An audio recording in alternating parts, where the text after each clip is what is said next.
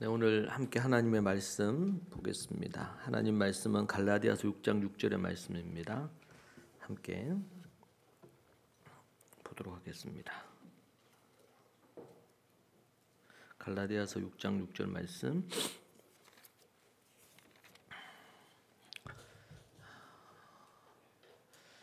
네, 함께 한 목소리로 읽으시죠. 가르침을 받는 자는 말씀을 가르치는 자와 모든 좋은 것을 함께 하라. 아멘. 우리말 성경에는 이렇게 나옵니다. 말씀을 배우는 사람은 가르치는 사람과 모든 좋은 것을 함께 나누어야 합니다. 아멘. 오늘 우리가 이 말씀 우리가 대하기 전에 우리 선교 편지를 우리 3주째 우리 중국 선교 상황을 여러분 함께 주보에 실었었습니다. 우리 제가 보내드린 그 링크 영상 혹시 가능하죠? 네네네, 오케이. 준비를 잘 해주셔서 감사하고 지금 이제 수년 전부터 중국의 상황이 많이 안 좋아졌습니다. 시진핑 주석이 법을 개정을 했죠.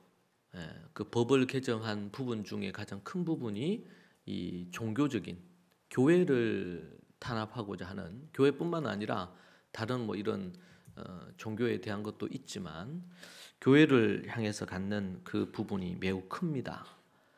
그러다 보니까 매우 심각한 그런 상황들을 보게 되는데, 그래서 갑자기 소리가 이거 울리는데 이제 제가 그때 중국에 코로나 이전에 중국에 제가 이제 가서 그렇게 할 때에 제가 갔던 그 도시가, 저는 잘 몰랐는데 그 도시가 소위 말해서 우리나라로 이렇게 하면 정보국이 있는 도시였어요. 이제 거기에서 이제 필요한 어떤 사역을 하고 왔는데 그때 이제 소식을 들을 때만 해도 그때가 한 4, 5년 전이니까, 코로나 이전 한 1, 2년 전이니까요. 제가 갔을 때만 해도 좀 삼엄했어요. 그래서 이제 어느 곳에서 이렇게 할 때도 이제 거기가 어디가 안전하다 해서 이제 했는데, 이제 거기도 이제 발각이 된다 그래가지고 그 다음 날 새벽에 다른 곳으로 이제 옮겨서 그런 교육을 하고 이렇게 했었습니다. 참 많이 어려운 상황이었죠. 그런데 그 이후에 법이 더 강화가 돼가지고 교회를 이제 통합시켜라. 한 도시에 교회가 여러 개 있을 게 뭐가 있느냐, 통합시키라. 그렇게 하면서 이제 몇몇 영상을 보신 분들도 계시겠지만 교회를 이제 큰 오래 역사가 오래되고 큰 교회인데 그 교회를 부수는 겁니다. 그런 일들이 자행이 됐죠. 그런 부분들도 있고 그 스촨성 대지진이 있을 때 어느 한 지역은 제가 갔던 도시 중에 한 부분인데, 그 성 같은 경우에는 워낙 그때 그 사건이 있고 많은 사람들이 죽고 이렇게 할 때에 그때의 그 도시에 있는 교회들이 정말 많이 섬긴 거예요. 그 일에 온 힘을 다해서 그 어려움을 당한 사람을 섬기고 또 정부를 돕고 이렇게 해가지고 스촨성 대지진 상황 때, 그래서 이제 그 일이 있고 나서 그 도시가, 그 성이 이제 크리스찬에 대한, 교회에 대한 좋은 이런 것들을 갖게 된 거예요. 그래서 이제 교회의 어떤 여러 부분들을 좀 우호적으로 이렇게 해줬던 부분이 있다는 얘기를 제가 이제 중국 갔을 때 들었어요. 그런데 그 이후에 이제 계속 이 법이 강화되고 이렇게 하니까 그 성마저도 목사를 잡아들인다든지 교회를 폐쇄시킨다든지 또 교회의 주도적인 지도자에 속하는 그룹들을 감옥에 가둔다든지 이런 일들이 있었습니다. 지금 3주째 제가 우리 연재해서 올린 그 소식에는 어느 한 교회가 있고 그 교회 이제 목사님이 이제 우리처럼 대안학교를 하려고 그렇게 했는데 이제 정부에서 폐쇄시킨다든지 또 목사님을 감옥에 가둔다든지 그렇게 해서 이제 풀려났습니다. 풀려나서 이제 참 쉽지 않잖아요. 이게 공식적으로 예배를 드리기도 쉽지를 않고 또 핍박이 있고 여러 상황들이 있으니까 그래서 이제 그 어려운 시간 끝에 그 교회와 그 교회 이제 성도들이 함께 모여서 최종 회의하고 결정 내린 게 뭐냐면 신앙의 자유를 찾아서 중국을 떠나자 이런 결정을 한 거예요. 여러분 이게 참 쉽지 않은 일이죠.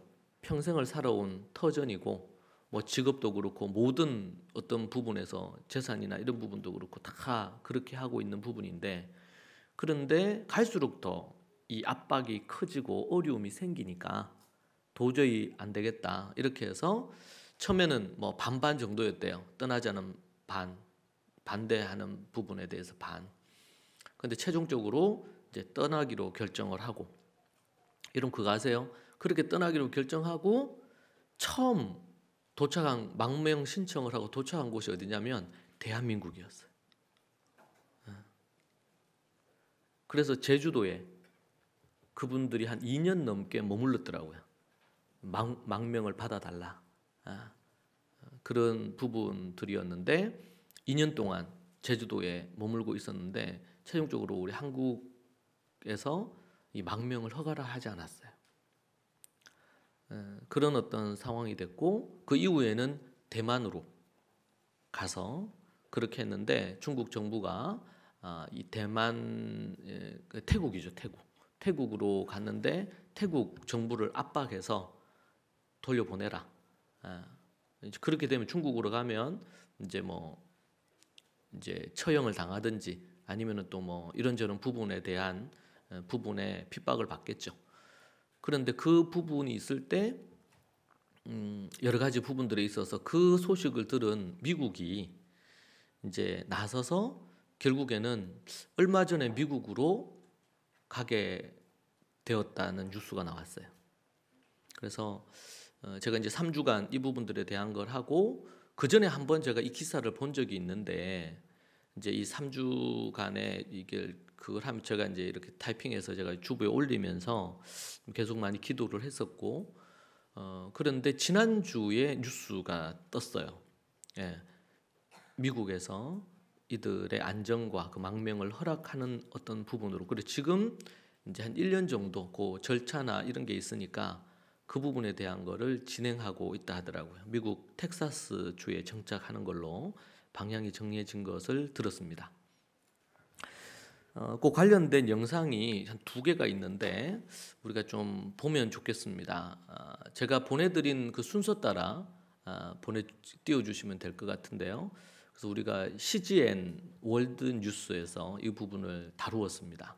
앞부분의 것은 올해 1월 정도였던 것 같고 최근 한두 주 전에 지금 최근 또 기사가 나왔습니다.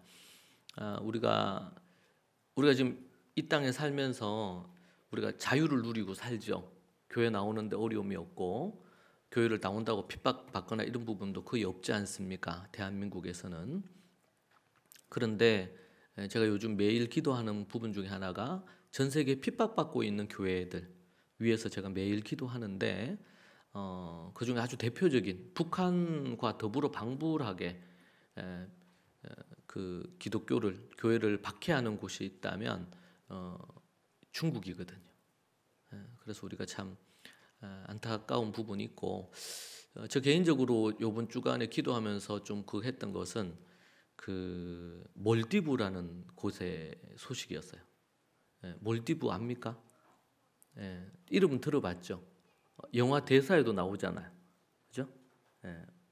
뭐 이병헌 씨가 모히또에서 몰디브 한잔 하자. 모르나요? 그러니까 몰디브라는 나라가 있는데 그 작은 나라죠. 그 나라인데 그냥 여행하기 좋은 나라라고 해요. 인기 있는 여행지 부분인데 그곳이 원래는 불교 국가나 그래 부분이었는데 그래서 이제 지금은 이슬람이 거의 대부분을 차지하는 부분으로 돼 있고 그 교회라든지 믿는 자들에 대한 핍박이 아주 심한 나라 중에 한 나라가 몰디브더라고요. 그래서 저는 깜짝 놀랐어요. 그런 곳인지 몰랐고 그냥 한 번씩 이렇게 나오는 얘기에 참 여행하기 좋은 곳이다 이런 것만 접했던 것 같은데 뭐 영화에서 대사 한 줄 정도로만 생각했었던 부분인데 이제 그런 부분들이 있더라고요. 참 안타까운 부분이고 그래서 우리가 정말 전 세계에 우리 믿음의 형제들인 핍박받는 성도들을 위해 기도하고 우리가 지금 너무나 평안하게 안정되게 살기 때문에 도리어 그런 것들이 이제 별로 관심의 대상이 아닐 수 있잖아요. 네. 우리가 뭐 그런 곳으로 여행은 갈 수 있지만 그 나라가 갖고 있는 영적인 소위 말하는 영적인 어떤 고통과 상태가 어떤지는 별로 생각하지 않을 수도 있다는 생각이 이번 주간에 제가 좀 많이 들었습니다. 영상 한번 우리 보도록 그렇게 하죠. 틀어주십시오. 3년 전 중국 심천성 개혁교회 성도 62명은 박해를 피해 중국을 떠났습니다. 한국을 거쳐 지금은 태국에 머물고 있는데요. 미국으로 망명할 기회를 얻길 바라고 있습니다. 14살인 폴파는 중국 공안이 가정교회에 난입해 어머니를 괴롭히던 날을 생생하게 기억합니다. 당시 그는 6살이었습니다. And I remember my mom, 2 or 3 policemen catch her and try to draw her away, and she tried to stop them. They noticed that she didn't want to move, so they catch her feet and take her with them. 폴은 당시에는 몇 시간 후면 부모님이 풀려날 것을 알았기 때문에 무섭지는 않았다고 말했습니다. 그러나 나이가 들수록 공포가 스며들기 시작했습니다. I have that fear that someday they might be taken away and me and my sister will go to other family's house. 폴은 그의 아버지 양구왕 판 목사에 대한 염려가 큽니다. 판 목사는 2019년에 심천성 개혁교회 성도들을 이끌고 종교의 자유를 찾아 중국을 떠났습니다.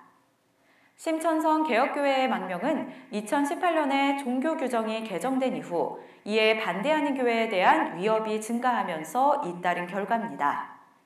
개정된 종교 규정은 예배 장소와 지도자 임명, 크리스천들이 합법적으로 전도할 수 있는 장소를 제한합니다. Government authorities came and threatened my landlord, ordered him not to extend our lease, and forced us to leave. They posted police right outside our residence, and I was being followed. Police stopped us in the middle of worship and ordered us to stop meeting. The police took me, Pastor Pan, and a brother in Christ whom the police beat up. Police persecution was becoming more serious, and we felt the space where we can live was becoming smaller. Our only hope is that our family can live in a place where we can worship God and teach this to our children, for them to freely worship God their whole life. 심천성 개혁교회 성도들은 배를 타고 2019년에 제주도에 도착했으며 이 때문에 메이플라워 교회라는 또 다른 이름을 얻었습니다. 그러나 한국 정부가 메이플라워 교회 성도들의 망명을 최종 거부하면서 교회는 태국으로 떠났습니다. 태국에서 난민 지위를 얻어 미국으로 정치적 망명 신청을 하겠다는 계획입니다. 메이플라워 교회는 자신들이 출애굽기의 이스라엘 민족과 같다고 믿습니다. 한편 서구권 교회는 대부분 이들을 지지하지만 중국 내부의 교회는 다른 견해를 보입니다. 메이플라워 교회를 가까이에서 돕고 있는 팀 콩클링 목사가 이 두 가지의 상반된 관점을 설명합니다. The Chinese house church Christian has a self-identity of being a patriotic martyr. They're willing to suffer and be martyred for their faith. So when a group decides that they're going to leave persecution and martyrdom, that creates some tension in what has become a cultural and a religious identity of the entire house church Protestant movement in China. However, if you study the book of Acts, the Apostle Paul fled persecution as well. American Christians who have a tradition and a history of religious freedom and an understanding of the people and the principles upon which their country was founded, they understand the history of why the Mayflower pilgrims left and then came to the United States. And so they would be in support of people who would leave their country because of religious persecution to try and find a country where they could experience religious freedom. 메이플라워 교회 성도들은 여전히 추방될 위험이 있지만 예배의 자유를 누립니다. I struggle with many uncertainties in my heart like most of my congregation, but we find strength every time we experience how God has been faithfully providing for our daily needs and how He is constantly protecting us from the evil men who want to harm us. Whether we go live in the US or be taken back to China, we will regard this experience as listening to God's call and continuing to be a vibrant testimony of His goodness and faithfulness. 시청자 여러분 잠깐만요. 소리 좀 괜찮으세요? 잘 들리십니까? 오케이. 지금 요번에 나오는 거는 최근 부분입니다. 미국으로 가는 부분들이 거의 확정된 상황과 관련돼서 최근에 나온 영상 또 보겠습니다. 시청자 여러분 안녕하십니까? 전 세계 교회와 선교지 소식 전해드리는 CGN 월드뉴스 정은지입니다. 첫 번째 소식 CBN에서 보내온 소식부터 전해드립니다. 종교 박해를 피해 태국으로 피난했던 중국 광둥성 선정개혁교회 성도 63명이 미국에 입국했습니다. 이 교회는 신앙의 자유를 찾아 영국에서 북미 대륙으로 이주한 청교도들을 실었던 메이플라워호의 이름을 따라 메이플라워 교회라고도 불리는데요. 이들의 망명을 도운 차이나 에이드의 바프 목사가 자세한 소식 전해드립니다. 메이플라워 교회 성도들은 태국에 머물던 당시 불법 체류 혐의로 기소되면서 본국 강제 송환 위기에 놓여 있었으나 인도주의적 임시 입국 허가를 받아 미국 땅을 밟게 됐습니다. I just spent a night with the members of the Mayflower Church last night. I mean, it's nothing but a miracle, a victory of the Lord with the global prayers, including the viewers of CBN and many others, and a coalition of different organizations across political spectrums and international organizations, including the UN, HCR, and of course, the member of Congress. Their number one needs, of course, is to find a place that they can get resettled. They want to be a church together. They want to build their farm, a city on the hill, a shining Christian community despite the persecution. They want to shine on the land of the free, the home of the brave. 메이플라워 교회 성도들은 텍사스주에 재정착할 예정입니다. They are granted what is called the humanitarian parole for 1 year. Within the year, they can apply for asylum on religious persecution basis. So that's what they intend to do. So they will stay, of course, until really China is free. 한편 메이플라워 교회 성도들이 태국에 억류됐을 당시 중국 정부의 압박이 있었던 것으로 보입니다. Well, the purpose of the detainment was because of Chinese Communist Party's pressure for them to be expelled back to China. Basically, the initial intention was to capture them and send them back to China.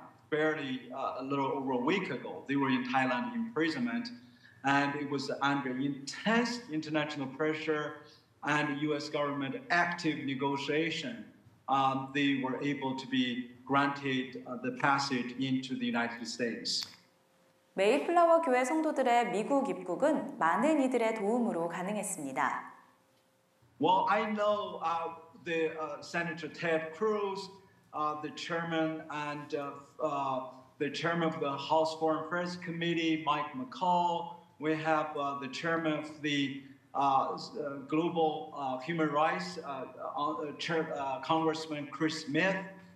We have the Tyler, the representative, the Congressman Nathaniel Maron, and my Congressman Floger from my district, they are all really working very hard, as well as the U.S. Commission on International Religious Freedom, former Congressman Commissioner Frank Wolf, and all the commissioners. They have been working tirelessly, and the current U.S. Ambassador at large in the State Department, Ambassador Rashad Hussain, has been on hand, and his whole team has been working round the clock. And of course, our U.S. Ambassador to Thailand and his team, really in the past week or so, they have not rested much. 또한 미국 남침례회가 이들의 재정착을 돕겠다고 약속했으며 텍사스주의 교회들도 지원에 나선 것으로 알려졌습니다. 네, 여기까지 보겠습니다. 메이플라워호는 미국이라는 나라를 만들게 된 계기죠. 영국에서 핍박받는 믿음의 사람들이 저들의 신앙의 자유를 위해서 목숨을 걸고 건너왔고, 제가 알기로 배 타고 오랜 시간 동안 와서 거의 절반 이상이 목숨을 잃고, 또 그곳에 정착을 하면서 또 많은 사람들이 죽고, 그렇게 하면서 탄생된 나라가 미국입니다. 바로의 악정을 피해 가지고 이스라엘이 출애굽한 사건을 우리는 알고 있고요. 그래서 이제 이 중국 성도들이 이제 저들이 이제 목숨을 걸고 탈출을 하게 된 부분들에 대해서 이제 메이플라워 교회라고 이름이 또 새로 붙여진 부분이죠. 우리는 이러한 부분에 있어서 전 세계에 핍박받는 성도들, 교회들을 생각하며 기도할 필요가 있습니다. 그리고 저는 이걸 보면서 우리가 지금 누리는 우리의 신앙의 자유, 또 우리가 누리는 것들이 많이 있잖아요.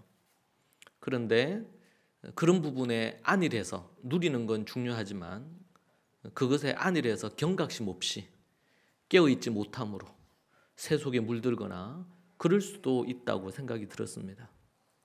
그러한 것들을 생각할 때에 제가 몇 주간 핍박받는 전 세계 교회를 위해, 성도들을 위해서 제가 계속 기도하면서 제 안에 그런 깨달음이 오더라고요. 정말 핍박의 때가 있고 고난의 때가 있는데 현재 우리들이 누리는 이 자유와 행복이 결코 그저 주어진 것이 아니고, 또 이것 때문에 우리가 경각심을 잃어버리고 그렇게 살아서는 절대로 되지 않겠구나, 그런 생각이 들고, 우리는 이 땅에 살면서 우리가 뭘 먹고 뭘 어떻게 하고 우리의 고민이 있잖아요, 삶에. 그런데 핍박받는 성도들은 생존이 고민이고 목숨을 걸고 믿음을 지키는 것이 고민이란 말이죠. 영적인 부분들에 대해서 우리가 생각해 볼 필요가 있습니다. 서울에서 몇 시간 되지 않는 거리에 있는 평양 북녘 땅에만 해도 전 세계에서 가장 심각한 그런 부분들의 핍박이, 크리스찬들을 향한 핍박이 있습니다.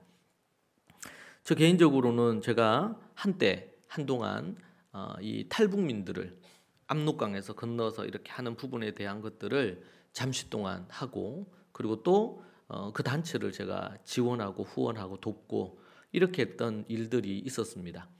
그때 제가 도왔던 17살, 16살 이런 친구들이죠.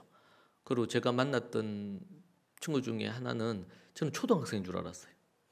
너무 작고 이래서. 근데 알고 보니까 20대더라고요. 23살인가 이랬어요. 그만큼 먹지 못하고, 그리고 거기에 있는 대부분이 자기 앞에서 부모가 총살을 당하든지 아니면은 도망치다가 잡혀서 죽는 것을 현장에서 봤거나, 그렇게 해서 대부분 가족 중에 몇 명이 아사했거나 아니면은 신앙적인 것 때문에 아니면은 탈북하려고 하는 것 때문에 죽음을 맞은 이들이 대부분이었어요. 제가 중국에서 그때 이제 그 어쩔 수 없잖아요. 숨어서, 처소 교회라 그러죠. 숨어서, 그리고 또 이동하면서 계속 공간을, 왜냐하면 신고가 계속 들어가니까. 이제 그랬는데 그때 제가 몇 주간 가르쳤던 학생이 이제 공안에 잡혀가지고, 얘네들이 10대들이니까 얼마나 답답하고 힘들어요. 하루 종일 그 좁은 공간에 있다가 이제 허락 없이 밤에 잠시 나갔는데 그때 이제 신고가 들어가서 잡힌 거예요. 그래서 결국에는 북송됐고 소식통에 의하면 그 아이들 몇 명이 이제 그러니까 북한으로 들어가서 처형당했다는 소식을 들었어요. 뭐 다른 것도 아니에요. 이제 그런 뭐 선교사를 만났다든지 남쪽에 뭐 이런 목사를 만났다든지 이런 교육을 받았다든지 이런 이유였죠. 실제로. 그 참 안타까운 일이고 제가 평생에 그걸 잊을 수가 없어요. 정말 오래전 일인데도. 그리고 이제 제가 이렇게 핍박받는 교회들을 위해 기도하다 보면 대부분이 공산권 국가예요. 공산권 아니면 이슬람 쪽입니다. 우리 지금 대구에도 경대 주변에 이슬람 사원 들어서는 것 때문에 말들이 많죠. 몇 년 동안. 근데 우리나라는 종교의 자유가 있잖아요. 그래서 그것도 가능한 거거든요. 실제로. 그런데 그 이슬람 국가에는 뭐 북한도 그렇고 중국도 그렇지만 법적으로는 종교의 자유가 있어요. 그런데 실질적으로 들어가 보면 종교의 자유는 없어요. 이슬람권 같은 경우에는 아예 핍박을 하죠. 교회를 폐쇄시키거나 추방시키거나 아니면 죽이거나 이런 일들이 비일비재하거든요. 우리가 이제 그런 부분에서 왜 이제 이 중국이나 이 공산권이 그럴 수밖에 없는, 지금 공산권이 해체가 됐던 부분이지만 여전히 교회를 향한 박해와 핍박은 여전하거든요. 우리 그런 부분에서 하나님의 관점으로, 영적인 관점으로 이걸 우리가 읽고 생각하지 않으면 안 될 줄 압니다. 핍박받는다고 그들이 뭔가 잘못해서 핍박받는 게 아니지 않겠습니까? 우리가 지금 누리는 자유가 우리가 잘나서 누리는 게 아닐 수 있죠. 그런 것처럼. 그런 부분에서 우리가 날마다 깨어서 근신하고 정말 하나님 앞에서 우리가 좀 어떻게 보면 소위 말해서 배부르고 등 따실 때, 그럴 때 사람이 교만해지고 한국교회가 그럴 수 있다고 저는 생각을 해요. 날마다 깨어 근신하고 우리가 믿음으로 그렇게 해야 됩니다. 가까운 곳곳에서 때로는 여러분이 여행 가는 그 나라가 우리나라 사람도 많이 여행 가잖아요. 뭐 중국이나 베트남도 그렇고 동남아 쪽에. 근데 공산권 국가의 대부분에서는 정말 크리스찬들이 교회가 핍박받고 교회가 부서지고 또 핍박하기 위해서 거짓말로. 여러분들 오늘 제가 여러분 실어드린 선교 편지를 우리 3주간 연속으로 제가 게재를 했는데 여러분 꼭 읽어보시고, 우리가 읽을 때 하나님 앞에서 믿음이 동하고 또 영적인 이런 반응이 일어나거든요. 위에서 기도하시면 좋겠다는 생각이 듭니다. 메이플라워 이 교회가 미국에 텍사스에 잘 정착하고 그곳에서 자유를 누리면서 중국을 위해 또 필요한 그런 영적인 군사로 주님 앞에 요긴하게 쓰임 받기를 원합니다. 그런 부분들이 되어졌으면 좋겠고, 이 시간 우리 함께 한번 우리 이 메이플라워 교회뿐만 아니고 중국에서 여전히 지금도 핍박받는 교회를 위해서 잠시 우리 같이 한번 기도하는 시간 갖도록 하겠습니다. 같이 우리 함께 하나님 앞에 같이 기도하시죠. 주여 하나님 아버지, 주님 붙들어 주시고 메이플라워 교회를 주님 붙들어 주셔서 지금 수년 동안 떠돌다가 드디어 미국에 아버지 정착할 수 있도록 인도해 주셔서 참으로 감사합니다. 안타깝게도 한국이 그 망명을 받아들이지 않았고 아버지 하나님 태국이 그러한 가운데 있다가 거쳐 미국에 정착하게 되었습니다. 하나님 아버지 참으로 감사합니다. 미국이 이 고난 가운데 어려움이 있는 이들을 돕고 섬긴 것이 얼마나 감사한지 모릅니다. 주님, 여전히 중국에서 복음 때문에 믿음 때문에 순교하는 이들이 계속 일어나고 있고 아버지 하나님 교회가 파괴되고 믿는 자들이 목사들이 감옥에 갇히는 일들이 계속 일어나는 것을 봅니다. 오 하나님 아버지시여 인도하여 주옵소서. 그들의 고통과 그들의 눈물을 기억하시고 아버지 하나님 역사하여 주시옵소서. 오 살아계신 하나님 아버지 도와주시고 인도하여 주시옵소서. 주여 하나님 아버지 도와주시기를 구합니다. 아버지는 우리가 깨어 근신하며 믿음으로 살아야 되겠습니다. 주님 이 상황을 보며 우리가 무엇으로 어떻게 저들을 도울지 무엇으로 우리가 아버지 하나님이여 나아갈지 주님 인도해 주시고 도와주시고 우리에게 말씀하여 주시옵소서. 우리의 평안함과 우리의 안락함을 생각하며 안일한 우리의 삶을 살지 않도록 붙들어 주시고 인도하여 주시옵소서. 아버지 역사하여 주시옵소서. 전 세계에 고통받고 있는 이들을 위해 기도합니다. 몰디브를 위하여 아버지 하나님이여, 지금도 여전히 고통받는 아버지 하나님이여, 우크라이나를 위하여 주님 기도합니다. 아버지 하나님, 주님 터키를 위해서 기도합니다. 이슬람 국가에서 아니면은 아버지 이슬람 영향 하에서 목숨을 걸고 신앙생활하고 있는 이들을 위해 기도합니다. 오 하나님 아버지, 유럽이 아버지 하나님 복음에 아버지 하나님 어려운 가운데 있습니다. 하나님 아버지 도와주시고 저들을 살려주시옵소서. 다시금 하나님 앞으로 돌아오고 회개하는 역사가 있도록 주님 도와주시고 인도하여 주시옵소서. 아버지 역사하여 주시옵소서. 오 하나님 아버지, 주님 붙들어 주시고 메이플라워 교회가 미국에 잘 정착하고 그들이 그곳을 아버지 교두보로 두고 중국 교회를 섬길 수 있도록 도와주시고 인도하여 주시옵소서. 폐쇄적이고 믿는 자들을 핍박하며 교회를 파괴하는 아버지 하나님의 중국의 모든 이 상황들이 아버지 하나님 상황이 반전되고 변화가 있기를 소망합니다. 아버지 하나님 도와주시옵소서.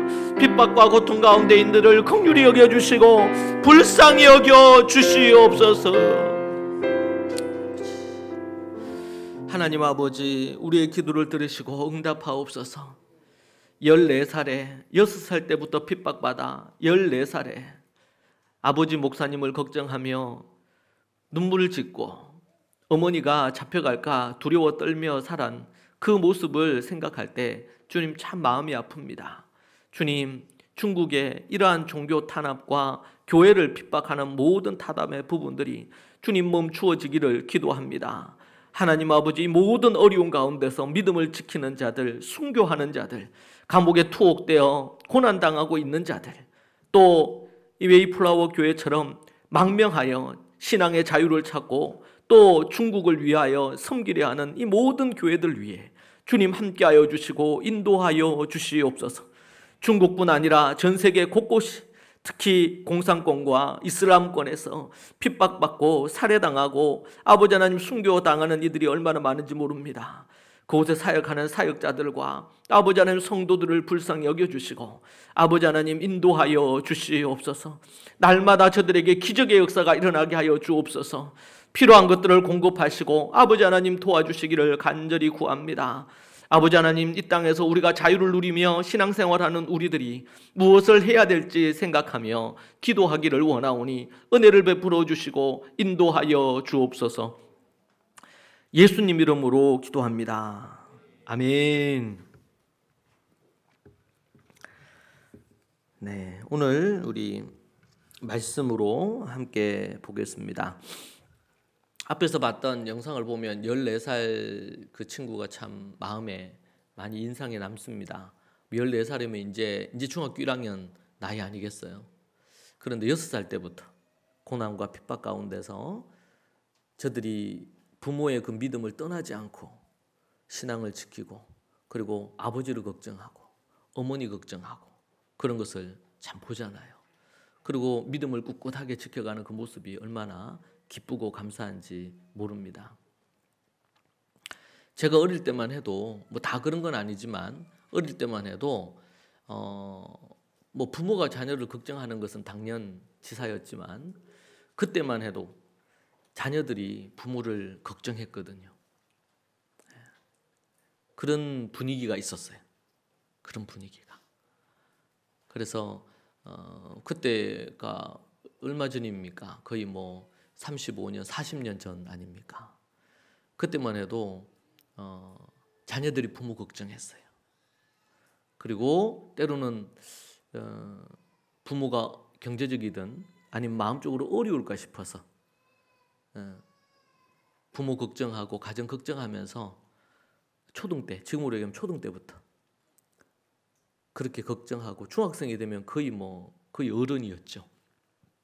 제가 기억하기에.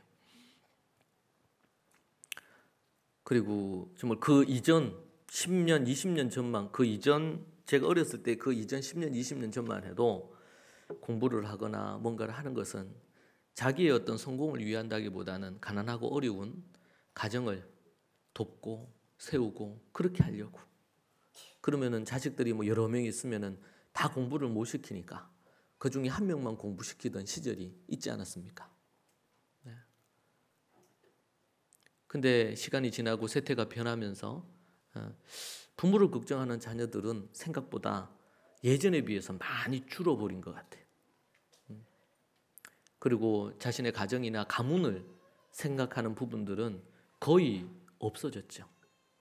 그냥 자기가 뭔가 잘 되면 자기가 잘나서 그런 걸로 생각하는 경우들이 참 많은 것 같습니다. 사회가 지나고 세태가 변하면서 참 많이 변하고 그것이 긍정적이지 않은 안 좋은 부분으로 변하고 있는 것은 참으로 안타까운 일이다. 그렇게 생각합니다. 제가 하만에 집회를 하러 갔을 때 집회 후에 식사하는 자리였습니다. 한 분 집사님이 이제 강사를 접대한다고 식당에 가서 식사를 하면서 이런저런 얘기를 나누는데 이 성도는 그 하만이라는 지역이 어떻게 보면 좀 시골이지 않습니까? 그런데 저 멀리서 이제 금요일 아니면 주일마다 이 교회를 섬기시더라고요. 근데 현직 초등학교 교사셨어요. 근데 식사를 하면서 이런저런 얘기를 하다가 그런 얘기를 하는 거예요. 목사님, 예전에는 초등학교 한 1학년, 2학년, 3학년만 돼도 애들이 순수했대요. 그런데 목사님, 요즘은 안 그렇다는 거예요. 초등학교 1학년, 2학년만 돼도 애들 보면서 깜짝깜짝 놀란다 그래요. 그리고 아이들 사이에 뭐부터 시작해 이런저런 일들이 있으면 밤 11시고 12시고 부모들이 전화한대요. 그리고 뭐 이렇게 존중해서 뭐 이런저런 걸로 묻는 게 아니고 매우 무례하게 그렇게 얘기를 한다는 거예요. 그래서 저는 정확히 지금도 잘 모르긴 하지만 이 교육부 차원에서 이제 그런 부분에 대한 교사가 전화를 그렇게 해서 받지 않을 수 있도록 그럴 수 있도록 무슨 어떤 앱인가요? 무슨 장치를 해두고 있다고 해요. 한 번씩 뉴스에 보면 자식 문제로 초등 아니면 중등 뭐 이 고등 부모가 학교 현장에 와서 수업하고 있는 교사의 뺨을 때리거나 아니면은 폭행을 일삼는 일은 뉴스에 이제는 자주 볼 수 있는 사례이기도 하죠. 참으로 안타까운 일입니다. 각가지의 경제 대국으로 뭐 10위권 안에 들어간다 그러고 뭐 K 무비, 뭐 K 팝부터 시작해서 K 푸드 뭐 그런 부분으로 우리 대한민국의 위상이 높아진 것은 분명한 사실이지만 혹 겉은 멀쩡하고 화려한데 속이 문드러져 가고 있지 않는가 그런 걱정이 없지 않아 되는 대목입니다. 그때 그 집사님의 그 얘기를 듣는데 너무 충격이었습니다. 실상을 잘 알지 못했던 부분이기도 했었는데 그런 얘기 들을 때 그래서 정말 초등학교 1학년, 2학년 애들을 대할 때도 정말 조심스럽다는 거예요. 소위 말해서 교권이 땅에 떨어진 이야기는 하루 이틀 이야기가 아니죠. 그렇게 된 지가 오래되었습니다. 여러분, 효는 이런 말이 있습니다. 효는 가르쳐 받아야 된다. 그런 부분이 있습니다. 저도 이제 결혼해서 자식을 낳고 애들이 크고 이렇게 하면서 이 말의 의미가 어떤 건지 생각하게 됩니다. 여러분, 우리가 부모로서 자녀를 교육할 때 자녀에게 효를 가르치지 않는다면 자녀가 효를 행하지 않을 가능성이 높겠죠. 그래서 효는 어떻게 해요? 어떻게 해서 받아야 된다고? 가르쳐서 받아야 된다. 효를 행하는 걸 받아야 된다는 거예요. 그러려면 뭐 해야 된다? 가르쳐야 된다는 거예요. 근데 부모된 입장에서는 내한테 뭐 잘해라 이런 얘기하는 것 같잖아요. 그러니까 솔직히 이게 말을 하기가 쉽질 않아. 부모들이. 우리 또 조부모가 있잖아요. 여기 있는 분들이 대부분 부모지만 또 여러분에게도 부모가 있지 않습니까? 근데 그 부모님은 날이 갈수록 더 뭔가 얘기하기가 어려워. 자식들에게 효를 행해라 이런 얘기하기가 어렵습니다. 여러분 이스라엘에 가면 이스라엘에도 거지가 있습니다. 여러분 유대인들은 모두 다 몽땅 다 부자인 줄 우리가 착각을 하는데 전혀 그렇지 않거든요. 유대인들 중에서도 거지가 꽤 많아요. 이스라엘에 가면 여전히 거지가 있습니다. 때로는 그럴 뿐만 아니고 아주 생계가 어려운 이 독거 노인들이나 어려움이 있는 이런 유대인들도 꽤 많습니다. 물론 국가적인 차원이나 여러 가지 어떤 그런 사회적인 차원에서 또 사회 일반 민간 단체를 중심으로 그들을 도우려고 하는 부분들이 있지만 그런데 다른 나라의 거지와 다르게 이스라엘의 거지의 매우 독특한 특징은 당당하게 구걸을 한다는 거예요. 당당하게.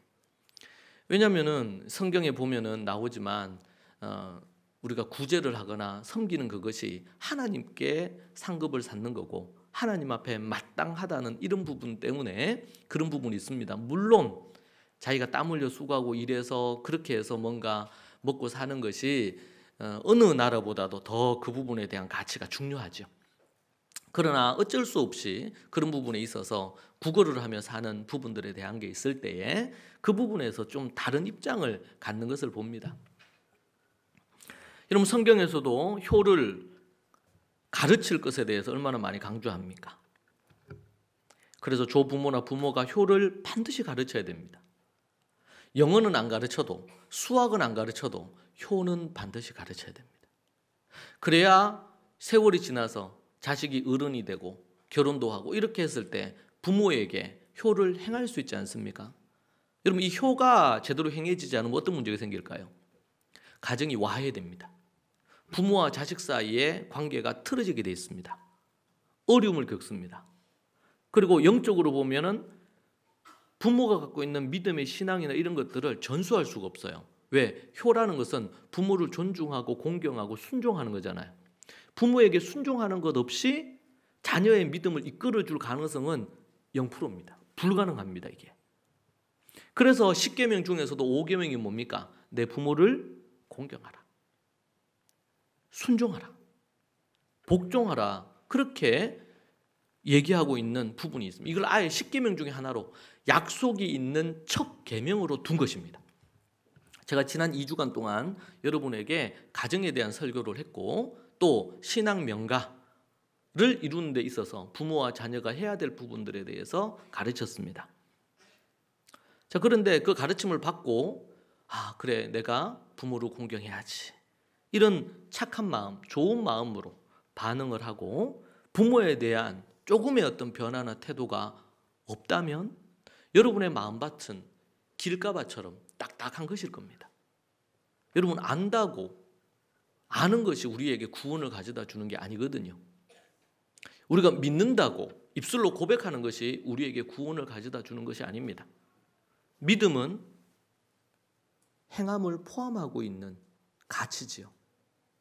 그런 부분에서 여러분 우리가 5월달 되면은 가정의 달이니까 의뢰의 목사님이 저런 설교 하시겠지. 그래서 한 귀로 듣고 한 귀로 흘려버려요. 여러분 그 사람들은 불신자하고 별 다르지 않아요, 여러분. 우리는 예수 그리스도의 복음을 믿고 거듭난 사람들은 하나님의 세 계명, 우리 주님이 주신 세 계명을 지켜 행해야 되거든요. 그 세 계명이 뭐냐? 지난 2주간 동안 여러분에게 전했던 그 가치의 부분입니다. 그 말씀이에요. 우리가 지금 로마서를 보고 있습니다. 로마서는 율법이 뭐라 그랬습니까? 율법은 필요 없는 것입니까? 어떤 것이라 그랬어요? 율법은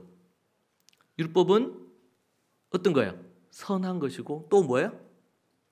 좋은 것이에요. 아름다운 것이에요. 이걸 히브리어로 토브라 그러잖아요.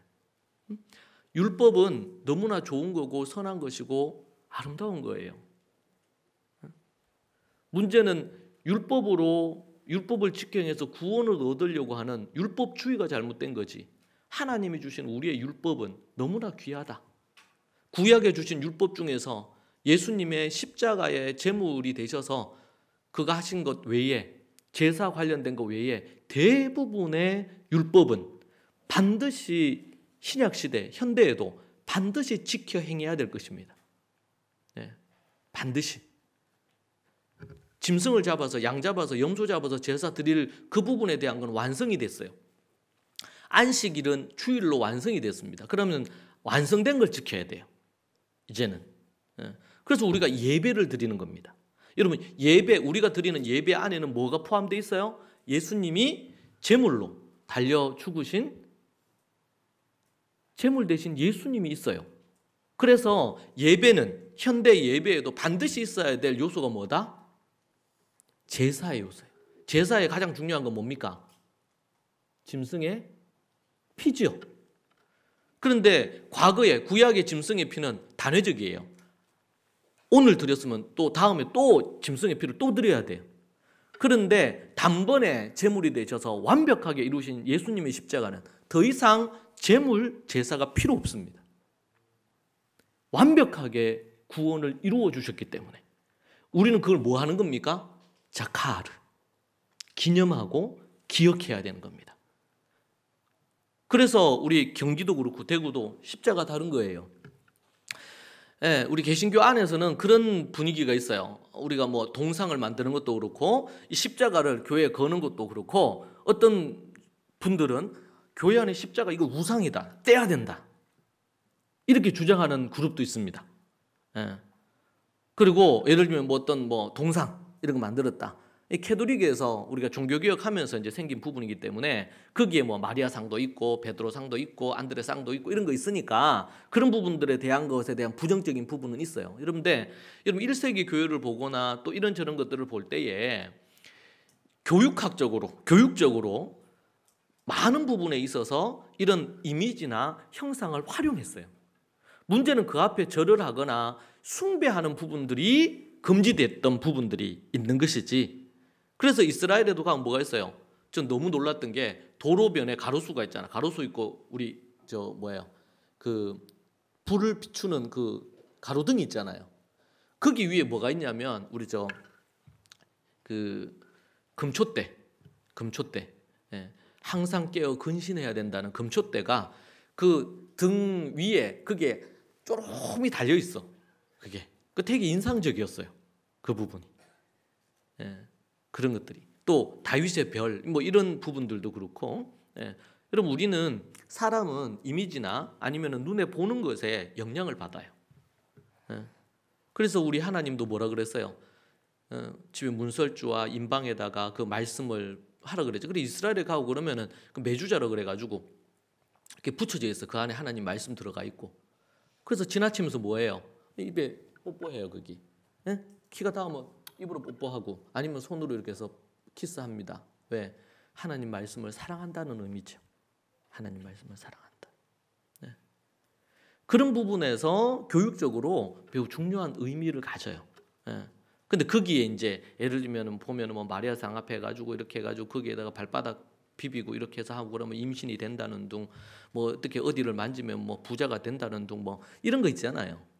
그런 거는 우상 숭배죠. 그런 우상 숭배죠. 그런데 예를 들면 십자가, 맞아. 뭐 예를 저는 유대인들 이스라엘 갔을 때 십자가 거기 없어요. 왜냐면은 예전에 서구에서 십자군들이 다 방패 들고 왔는데 거기에 다 뭐가 있었냐면 십자형이 있었거든요. 십자. 그래서 와가지고 유대인들을 학살을 했어요. 서구 교회가. 그래서 보면 거기는 의도적으로 십자 자체가 없어. 예. 뭔가 십자로 해야 될 거 있잖아요. 그러면 어떻게든 다 바꿔놨어요. 왜? 그들에게는 민족적 트라우마가 있어요. 선조 때부터 내려오는. 여러분 십자군 방패를 들고 십자 깃발을 했던 많은 서구의 십자군들이 와가지고 어떻게 해서 회당에다가 유대인들을 집어넣고 불을 태운다든지 이런 일들이 비일비재하게 일어났거든요. 누구의 이름으로? 예수 그리스도의 이름으로. 그러니 그게 얼마나 큰 상처가 되겠습니까?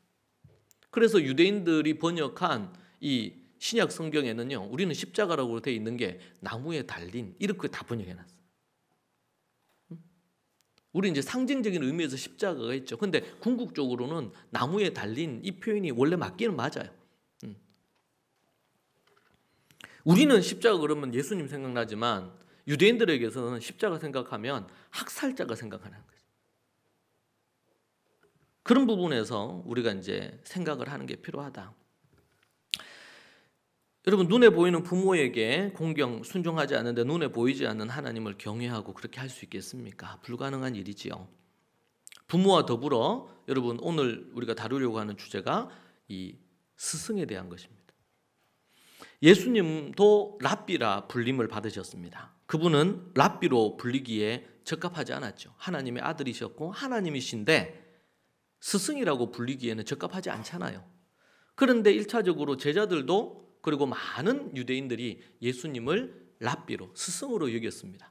나중에 저들이 믿음이 더 생기고 이렇게 하면서는 이제는 선지자라고, 나중에는 하나님의 아들이라고 이렇게 부르는 호칭이 달라졌죠. 그런데 이스라엘에서는 이 스승, 랍비에 대한 이 가치가 너무 커요. 왜냐하면 우리나라에서는 선생님 이러면 어떻게 해요? 어떻게 보면 지식을 가르쳐 주시는 분, 좀 더 나아가면 그 학생을 사랑해서 그 학생에게 사랑을 주는 분, 이 부분으로 생각이 든단 말이에요. 저도 우리 초등 때 기억나는 선생님이 있어요. 그 선생님. 그런데 이제 그 정도지만 이스라엘에서는 랍비라고 하면은 그 의미는 하나님이 보내셔서 말씀을 가르치는 선생님이란 뜻이에요. 이 뿌리를 거슬러 올라가면 제사장과 레위인에게 이 뿌리가 있습니다. 하나님께서는 출애굽 이후로 구조적으로 대제사장과 제사장 그리고 레위인들을 세웠습니다. 그리고 제사장들이 해야 될 매우 중요한 역할 두 가지가 있습니다. 하나는 뭡니까? 하나는 하나님 앞에 제사를 인도하는 것이고, 또 하나는 뭐예요? 하나님의 토라, 말씀을 가르치는 일이에요. 이 두 가지가 해야 될 매우 중요한 업무였어요. 제사장과 레위인들이 해야 돼. 근데 레위인들은 예배 때 뭐 이런 성물을 나르는 이들도 있고 여러 부분이 있지만 제사장, 그래서 도피처가 저들에게는 성이 없었죠.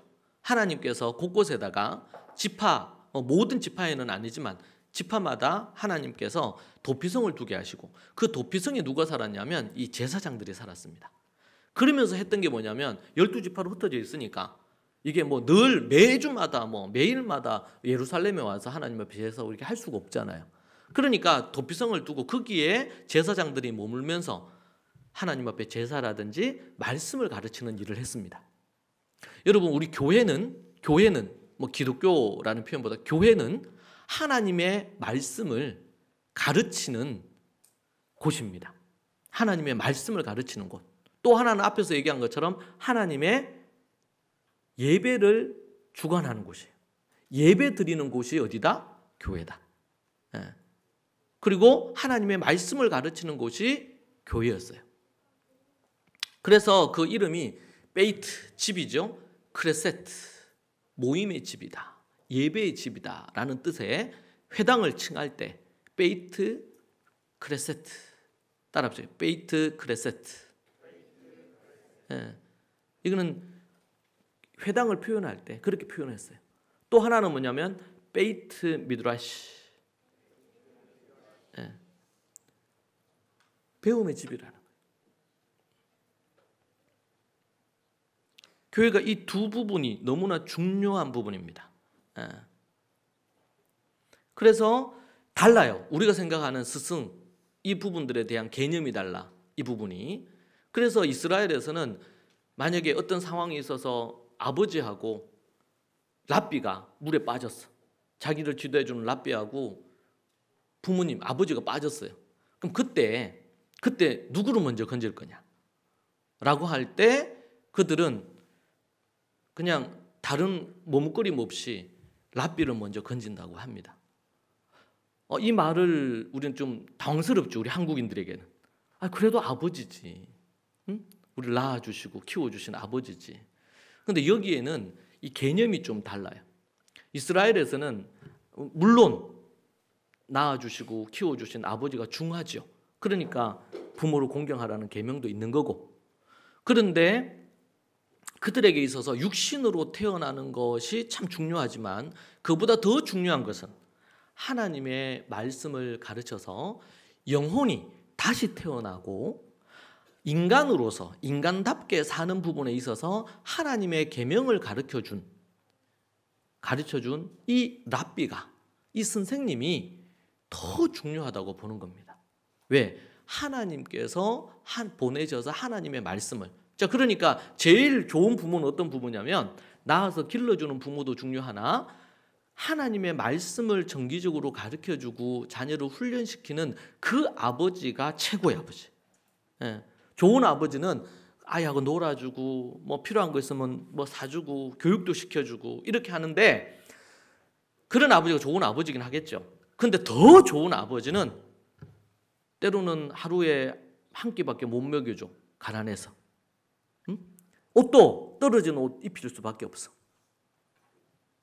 그럼에도 불구하고 하나님 아버지의 말씀을 자녀에게 가르치고 그 자녀가 올바른 믿음을 갖고 하나님을 섬기고 올바른 삶의 가치로 살아갈 수 있도록, 때로는 굶기고 좋은 옷 못 입혀주고 편안한 집 제공하지 않아도 하나님의 말씀을 잘 가르치는 그 아버지가 진짜 아버지란 말이에요. 이게 뭐예요? 초점이 어디에 있어요? 하나님께 있고 하나님의 말씀을 어떻게 하는지, 여기에 초점이 있는 거예요. 여기. 이런 보은이라는 단어가 있죠. 은혜에 보답한다는 뜻입니다. 보은의 첫 번째 대상이 누구냐면 부모예요. 날 낳아주시고 키워주시고 입혀주시고 먹여주시고 교육시켜주시는, 이것을 뭐 돈으로 환산한다 그러더라도 이거는 뭐 엄청나지 않겠습니까? 그런 부분에 있어서 부모의 은혜에 보답한다 라는 의미에서 보은이라 그래요. 이거는 일반적인 은총 속에 이 세상에서도 다 통하는 거예요. 보은. 보은. 그런데 우리 하나님을 믿는 사람들은 성경적인 가치관을 가진 사람들이잖아요. 유교적 가치관도 있고 불교적 가치관도 있고 이슬람적인 가치관도 있고 세속주의적인 가치관도 있고, 가치관은 다양해요. 근데 여기 모인 여러분들은 크리스찬이잖아요. 하나님을 주인으로 모시고 예수님만이 우리의 죄를 사하고 우리를 구원해 주시는 그것을 믿는 자들이 모인 곳이 교회가 아니겠습니까? 아니면은 그런 믿음을 가지려고 준비하는 이들이 있을 수는 있겠죠. 아직 거듭나지는 않았더라도 그런 부분으로 모인 곳이 교회예요. 그 교회는 성경적인 가치관, 세계관으로 살아야 돼요. 성경적인 세계관, 가치관 관련된 것을 검색해 보면 쫙 많아요. 책도 많고, 저는 1980년대 처음 접했어요. 이 성경적 세계관이라는 이 부분에 대한 거를. 근데 제가 계속 성경을 연구하고 이렇게 하면서, 물론 뭐 창조, 구속 뭐 이런 부분에 대한 패러다임을 갖고 이렇게 하는 거 참 중요하고 좋다고 생각합니다. 그런데 저는 성경 66권을 특별히 모세오경과 사복음서를 중심으로 하고 66권을 철저히 연구하고 그 위에 원어로 정확하게 연구하고, 그리고 이스라엘의 배경을 기반으로 해서 연구하고, 저는 한 번도 이런 스승에 대한 이런 부분들에 대한 것을 신학교 다닐 때도 교회 다닐 때도 한 번도 들어보지 못했어요. 부모를 공경해야 되는 것에 대해서 유교에서 얘기하는 것과 제가 어렸을 때 교회에서 들은 것과 별 다르지 않았어요. 부모를 공경해야 된다. 성경에서 부모 공경해야 된다 하니까. 그런데 말씀을 전수하기 위해서 반드시 효사상이 중요하고 이런 등등에 대한 부분으로 배운 것은, 저는 이 이스라엘에 대해서, 유대 교회에 대해서 1세기 교회와 관련해서 지난 10수년 동안 연구하면서 깨닫고 배운 거예요. 랍비에 대한 금방 앞에서 얘기한 것도 그런 부분에서 유대적인 배경에서 우리가 성경이 다 나온 거니까. 우리 로마서를 보면 이스라엘의 그 유대의 진액에서, 뿌리의 진액에서 우리가 그 접붙임을 받고 우리가 거기에 영향을 받는다 그랬죠. 이건 뭐냐면 성경적인 세계관을 얘기하는 거예요. 이 성경적인 세계관은 유대적인 배경에서 나온 것이기 때문에 하나님이 원하시는 유대적 이 세계관, 그 중에서는 율법주의도 있고 타락한 왜곡된 것들이 있어요. 그걸 잘라내고 하나님이 원래에 원하셨던 부분들, 그 부분에 대한 세계관, 그것을 성경적 세계관이라 할 수 있어요. 서구의 철학적인 부분으로만 접근하는 것에 대해서 저는 반대하는 입장입니다. 물론 그것이 주는 유익이 있어요. 그러나 베이스에는 뭐가 깔려야 되냐면 성경을 기반으로 한, 그 제가 볼 때는 많은 성경적 세계관을 얘기하는 많은 분들이 성경을 아무리 안 돼도 한 10년 정도는 60여 권 성경을 부지런히 연구를 하고 그 얘기를 할 필요가 있다. 그래야지 구멍이 안 생겨요. 구멍이. 예?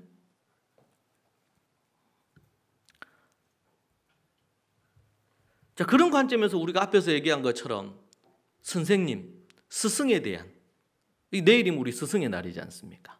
일반 은총 속에서는 여러분에게 지식을 가르쳐 주시고 이런저런 부분들에 대한 것에 대하여 여러분 감사하십시오.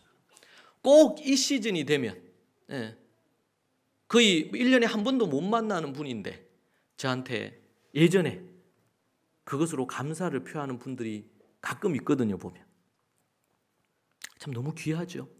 그런 마음 자체가. 근데 때로는 예수님 믿지 않는 이들도 자기 선생님, 스승에 대한 이런 감사와 고마움을 표하는 이들이 있지 않습니까? 그건 너무나 귀한 거죠. 여러분들도 그런 분들이 있다면 반드시 그냥 지나치지 마시고 감사를 표하시면 좋을 것 같습니다. 앞에서 얘기한 것처럼 그런데 우리는 크리스찬으로서 좀 다른 이해와 접근을 해야 되겠죠. 이스라엘의 그 초대 교회의 그 정신의 기반으로 해서 말씀을 가르치는 자를 향해서 어떤 태도와 자세로 나아가야 될지, 하나님의 말씀으로 영혼을 거듭나게 해주고 삶의 가치를, 올바른 하나님의 가치의 계명들을 가르쳐주는 스승에게 어떻게 해야 될지 우리는 생각해야 됩니다. 그 첫 번째로 생각해야 될 것은 제가 여러분 5가지를 소개하려고 합니다. 성경에 보니까 그 5가지가 있어요. 하나는 그분들에게 말씀을 가르치는 자들에게 예를 갖추어서 대해야 됩니다. 로마서 16장 1절에 보면 이런 말씀이 나옵니다. 로마서 16장, 우리 이제 몇 달 후면은 16장도 우리가 보게 될 건데, 로마서 거기 말씀에 이런 게 있습니다. 내가 갱그레아 교회의 일꾼으로 있는 우리 자매 베베를 너희에게 추천하노니. 갱그레아라는 지역이 있습니다. 도시가 있어요. 그 도시의 교회의 목사님입니다. 이 베베는 여성 목사예요. 여성 목사. 여러분 성경에는요, 이거 뭐 그냥 집사다 이렇게 얘기를 하는데 좀 학자들 간에 이견은 있지만 제가 볼 때는 적절하지 않아요. 한 지역을 맡고 있는 분이잖아요. 그런 부분에서 성경에서 바울은 여성이 지도자, 목사로서 아니면 교회에 책임을 지는 것에 대해서 부정적으로 결코 보질 않아요. 베베를 너희에게 추천하노니 2절에 보니까 너희는 주 안에서 성도들의 합당한 예절로 그를 영접하고 무엇이든지 그에게 소용되는 바를 도와줄지니, 그렇게 얘기합니다. 베베에 대해서 추천하면서 뭐라 그러냐면, 이 베베 목사님 갱그레아 교회의 지도자고 목사로 책임을 지고 있는 목사님인데 그분이 지금 로마에 온단 말이에요. 그럼 어떻게 돼야 되느냐? 합당한 예절로 그를 영접하고 예를 갖추어서 대하라는 거예요. 여러분 잠언이나 전도서에 보면 그런 말씀 나오죠. 백발에 우리 어른이 있으면 어떻게 하라고요? 그 앞에 일어서고. 어떻게 해요? 일어서고. 연세 많은 어른이 그 삶을 살아온 여정들이 있고, 백발에 나이가 연세 있는 어른이 있을 때 그 어른이 들어오신다. 그럼 어떻게 하라고? 자리에서 일어나서 대하라고. 이게 뭡니까? 웃 어른에 대한 공경이죠. 웃 어른에 대한 공경. 목사님 그 옛날 이거 언제 얘기인데, 소시절 얘기지. 지금 현대가 어떤 시대인데, 시대가 변하더라도 여전히 구약에서 그렇게 얘기를 하는데요. 신약으로 오면 고넬료 우리 볼 수 있잖아요. 고넬료 이야기 아시죠? 사도행전 10장에 나옵니다. 여러 가지 부분이 있어요. 고넬료가 기도하던 중 그는 구제도 많이 하고 유대인들을 위해 회당도 지어주고 정말 유대인들을 잘 섬기고 하나님을, 여호와 하나님을 섬겼던 사람이 고넬료, 백부장 아닙니까? 로마의 백부장. 이 백부장이 특징이 두 가지. 하나는 구제를 많이 해요. 구제를. 어렵고 힘든 이들은 너무 많이 도와. 또 하나는 뭐냐면 기도를 많이 하는 거예요. 그래서 기도를 하고 있는데 하나님께서 환상으로 말씀을 들려주시는데 어느 집에 있는 베드로를 데리고 와라. 베드로를 통해서 내가 너에게 주는 음성을 들려주겠다. 이렇게 들려주시는 거예요. 그래서 그 기도 중에 받은 환상을 보고는 연락 수소문해서 베드로를 찾았어. 그리고 여러 가지 경로를 거쳐가지고 베드로가 오게 된 거예요. 근데 그때까지만 해도 베드로는 이방인들과 상대를 했어요, 안 했어요? 안 했어요. 유대인으로서 이방인과 상대를 교제를 할 수가 없다는 이런 부분들이 있기 때문에 안 했단 말이에요. 그런데 그때 여러분 아시죠?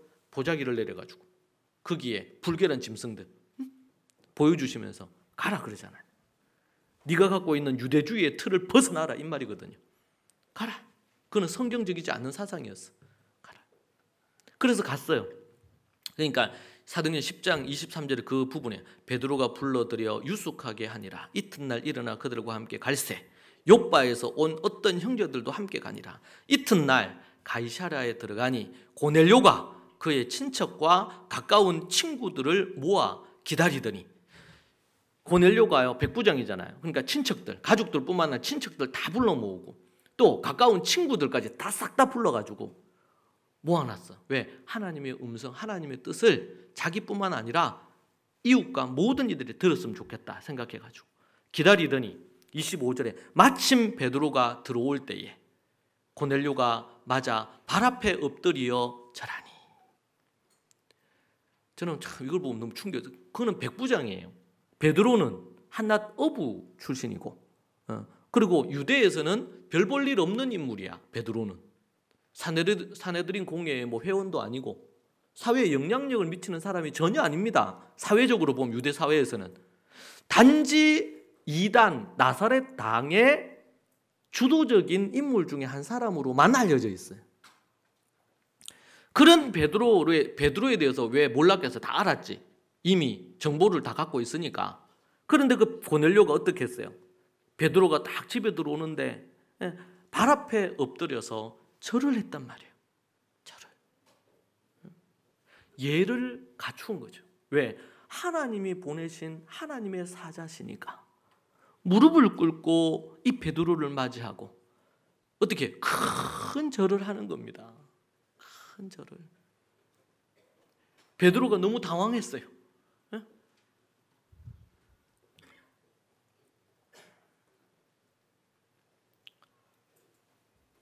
여러분 예를 갖추어서 돼야 됩니다. 여러분 이 땅은 너무나 많이 타락했어요. 대구에서 유명한, 예전에도 한번 얘기했죠. 대구에서 아주 대단한 교회입니다. 그 교회 목사를 부르는데 제 아는 선배가 거기 갔거든요. 그 전에 있는 목사님이 20년 딱 되려고 하는데 그분이 참 덕이 있고 유명한 분이에요. 그런데 제가 듣기로 19년째 쫓아낸 거예요. 20년 되면 원로 목사로 모셔야 되니까. 그러면 이제 대우를 해드려야 되거든요. 근데 마침 19년째 됐을 때 쫓아냈어요. 그러고 나서 이제 제 아는 선배가 여기 온 거예요. 거기 오는데 어떻게 했어요? 그분이 그런 얘기 하더라고. 장립집사 그룹에서. 그냥 뭐 어디 목사님 이런 것도 아니야. 어느 목사 뭐 하려고 이렇게 저렇게 설치지 말고 그냥 뭐 설교는 하고 필요한 것만 하란 말이야. 교회 운영이나 이런 것들은 다 장로회에서 하니까.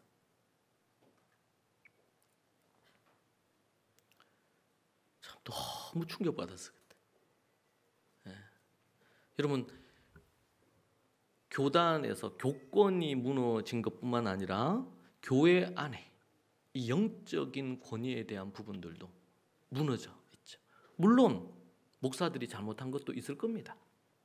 왜 없겠어요? 그러나 그 교회가 보여준 그 태도는 정말 하나님 앞에서 악한 거였어요. 여러분 그게 옛날 옛적 얘기, 교회 얘기가 아니고 현대 교회의 이야기예요. 그런데 바울이 어떻게 얘기합니까? 여성 목사, 여자 목사님이라면 지금도 여성 목사님에 대한 편견이 있는데 예전에는 얼마나 더 있겠어요. 그런데 우리 자매 베베를 너에게 추천하노니 주 안에서 성도들이 합당한 예절로 그를 영접하라는 거야. 맞이하라. 그리고 무엇이든지 이 베베 목사님이 필요한 것이 있으면 소용되는 거 도와줄지니.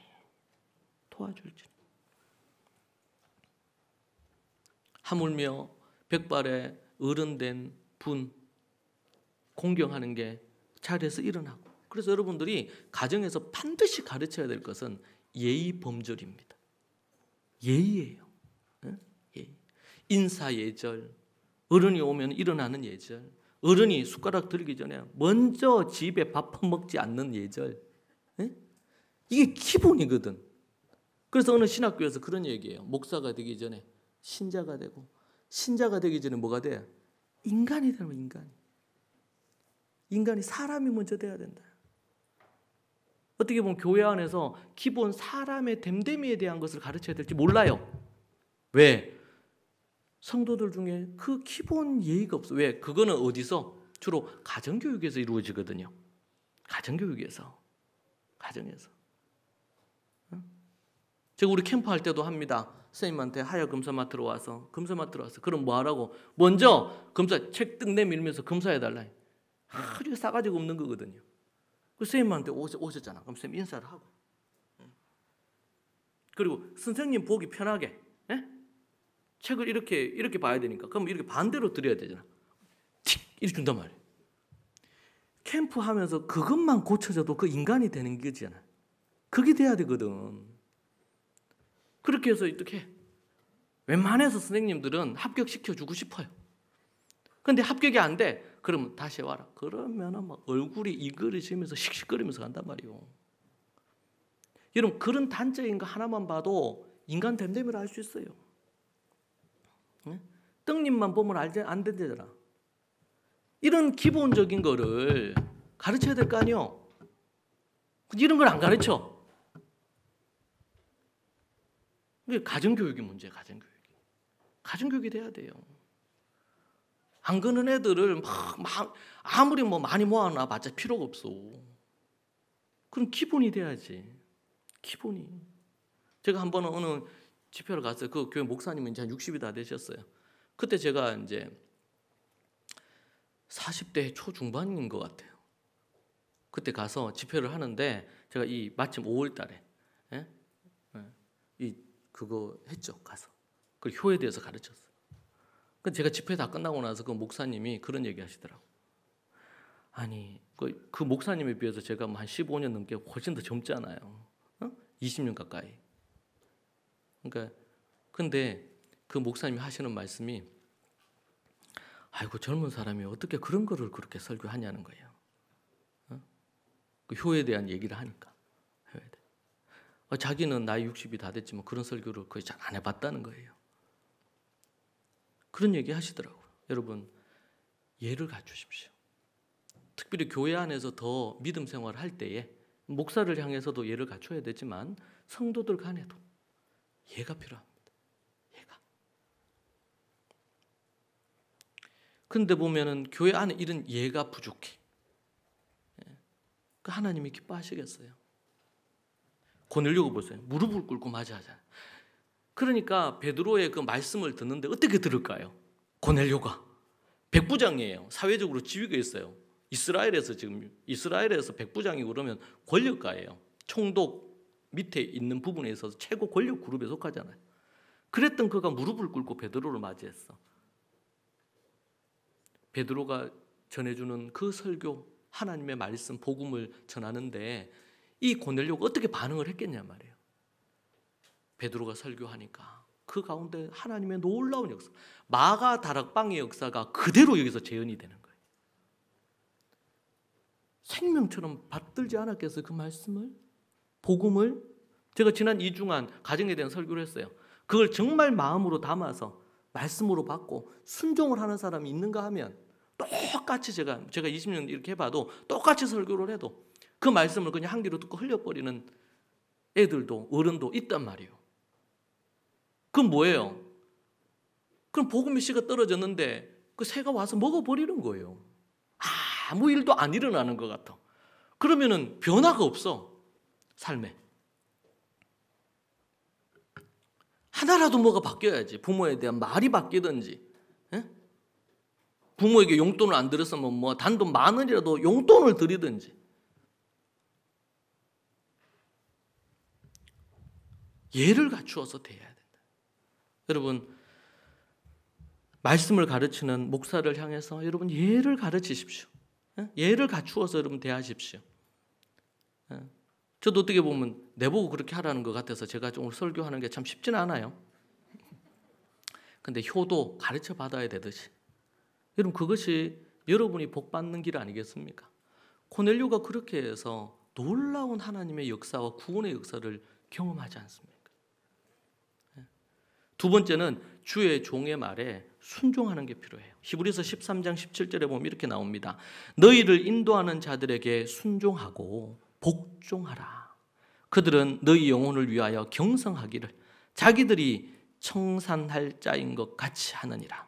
그들로 하여금 즐거움으로 이것을 하게 하고 근심으로 하게 하지 말라. 그렇지 않으면 너희에게 유익이 없느니라. 이 히브리서 13장 17절의 말씀은 너무나 중요한 말씀이에요. 교회 안에서 청년들과 성도들이 어떻게 자기를 인도하는 목사님과 지도자를 어떻게 해야 될지, 우리말 성경에 이렇게 나옵니다. 여러분을 인도하는 사람들을 신뢰하고 순종하십시오. 이는 그들이 여러분의 영혼을 위해 마치 자신들이 하나님께 아뢰야 할 사람들인 것처럼, 그러니까 대신해서 하나님께 어떤 문제가 있으면 여쭙고 하나님 앞에 깨어 있기를 그렇게 한다는 거예요. 그들로 하여금 기쁨으로 이 일을 행하게 하고 근심함으로 행하지 않게 하십시오. 그렇지 않으면 여러분에게 유익이 되지 못할 것입니다.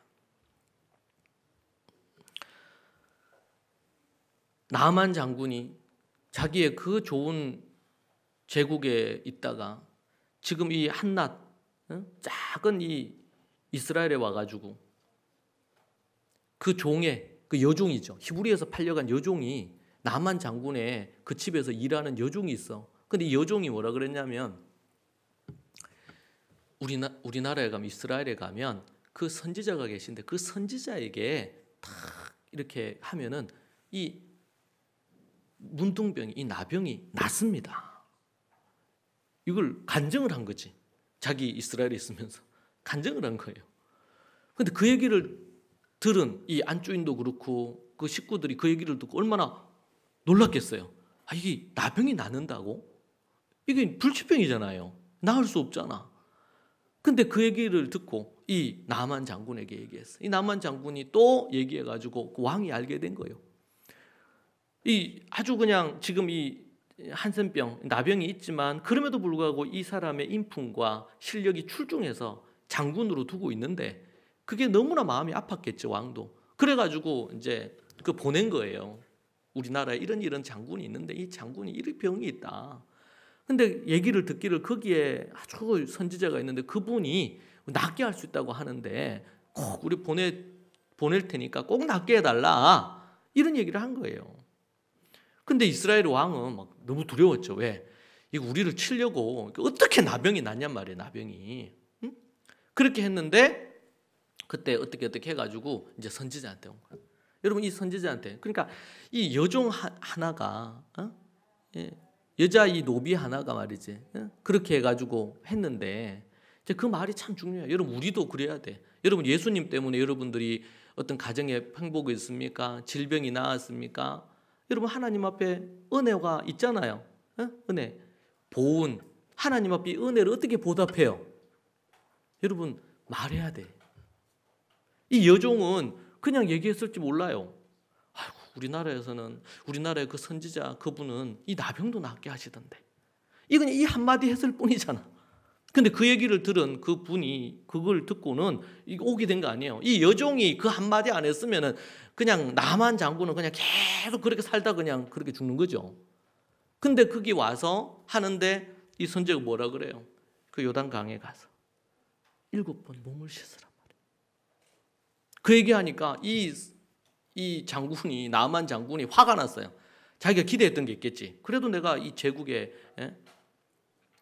이 장군인데 최소한 나와서 인사라도 하고 뭐 손이라도 얹어가지고 뭔가를 기도를 해주고 뭐 그 요단강에 가서 뭐 씻으라 하든지 말든지 이렇게 해야 되는데 그런 거 전혀 없고 곱빼기도 안 보여요. 그냥 종시켜가지고 가서 그냥 씻으라. 엄청 화가 났어요. 그래가 이 요단강보다 우리 동네가 그럼 더 좋은 물들이 많은데 이 더러운 물이 못 들어간다 이렇게 했는데 그때 이제 신하들이 지혜로웠죠. 아니 더한 일도 하라 그러면 더 할 건데 여기까지 와가지고 그 가서 물에 씻으라는 그걸 왜 못 씻냐고 그렇게 얘기하는데 그 얘기를 듣고 가만히 생각해 맞거든. 또 그 얘기도 여기까지 아깝잖아. 이렇게 왔는데 그런데 그렇게 했는데 어떻게 돼요? 그 말에 심지어 무례한 그 선지자의 말을 듣고 순종했더니 어린아이 피부같이 됐다. 할렐루야. 순종했더니 그렇게 해서 와서 뭔가 이렇게 너무 감사하잖아요. 그리고 돌아갈 때 보면은 이 나만 장군이 이제는 여호와 하나님 외에 다른 신이 없음을 안다. 그러나 내가 우리 고향으로 가면 거기에서 내가 또 이런저런 부분으로 거기에 있는 신들이 있기 때문에 그 어떻게 예를 안 갖출 수는 없지만 자기는 이제부터 여호와 하나님만은 믿겠다. 그런 고백을 해요. 여러분 우리 얘기하잖아요. 우리 자녀들에게 어머니 말, 부모 말 들으면 자다가도 떡이 생긴다고. 여러분 하나님의 종들인 종의 말을 듣고 여러분 순종하십시오. 그렇게 할 때 하나님이 주시는 복을 누릴 수가 있어요.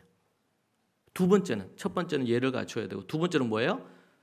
순종해야 됩니다.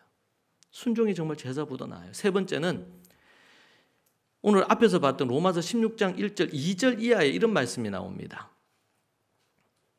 너희는 주 안에서 성도들이 합당한 예절로 그를 영접하고 무엇이든 그에게 소용되는 바를 도와줄지니 이는 그가 여러 사람과 나의 보호자가 되었습니다.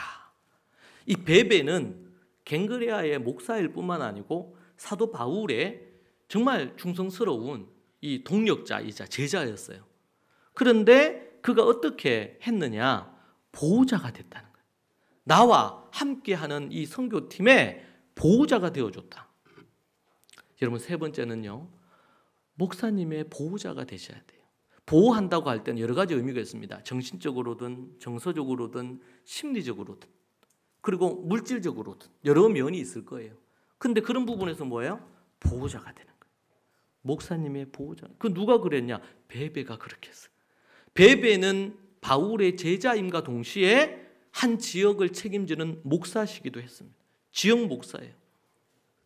특히 목사님의 그런 지도자의 보호자가 되기 위해서 매우 중요한 것 중 하나가 뭐냐면 그 목사님의 허물을 볼 때 주의 종의 허물을 덮어주고 보호하는 것입니다.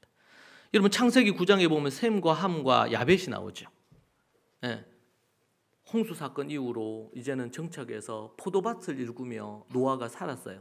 그런데 이 노아에게 아들이 셋이 있었는데 그때 마침 아버지 노아가 그냥 포도주를 마시고 술에 취해서 홀딱 벗고 거기에 천막에 있는 거예요.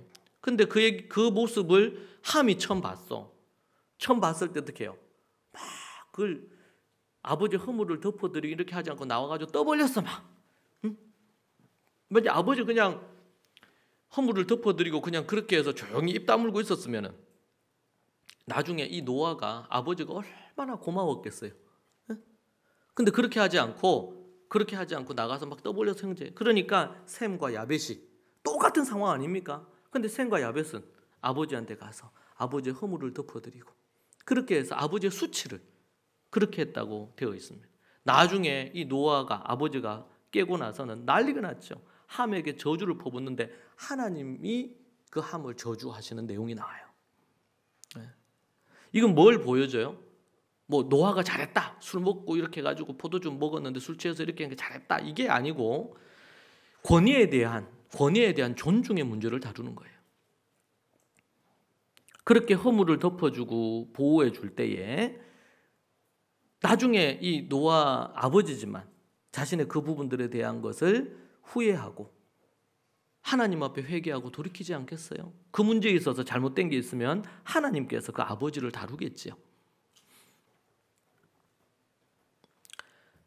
우리가 사무엘의 어머니였던 한나도 그래요. 엘리 제사장과 그 아들들이 얼마나 험악하고 악한 짓을 많이 했습니까? 그런데 한나가 그 엘리 제사장의 말에 순종하잖아요. 그리고 사무엘이 젖대고 나서 맡기잖아요.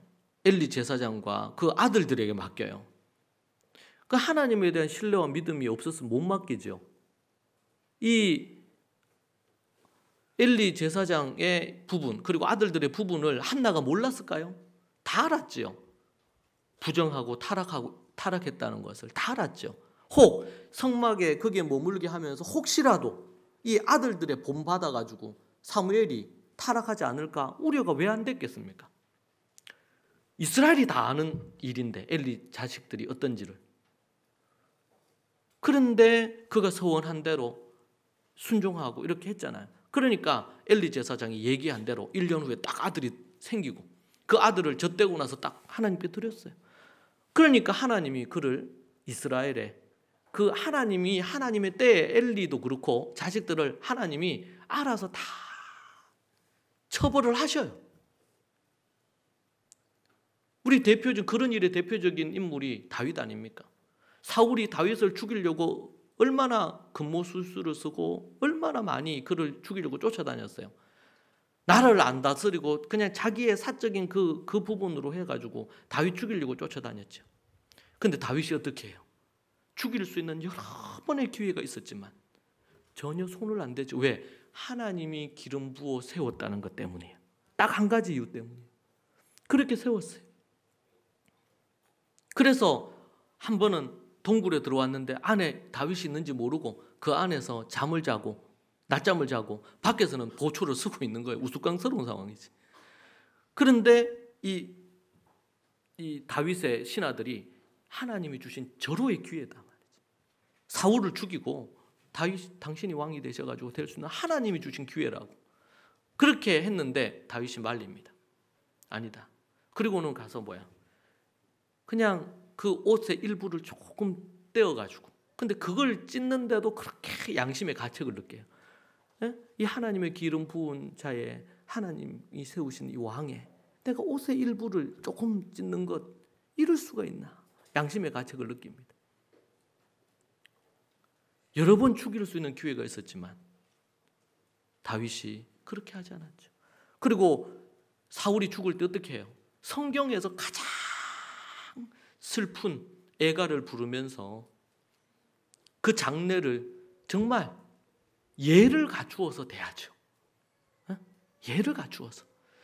때로는 정치적인 입장은 다르고 이러했지만 그가 10수년을 도망자 신세 생활이었지만 그러나 사울 왕에 대한 이 예를 갖추는 모습을 봅니다. 네?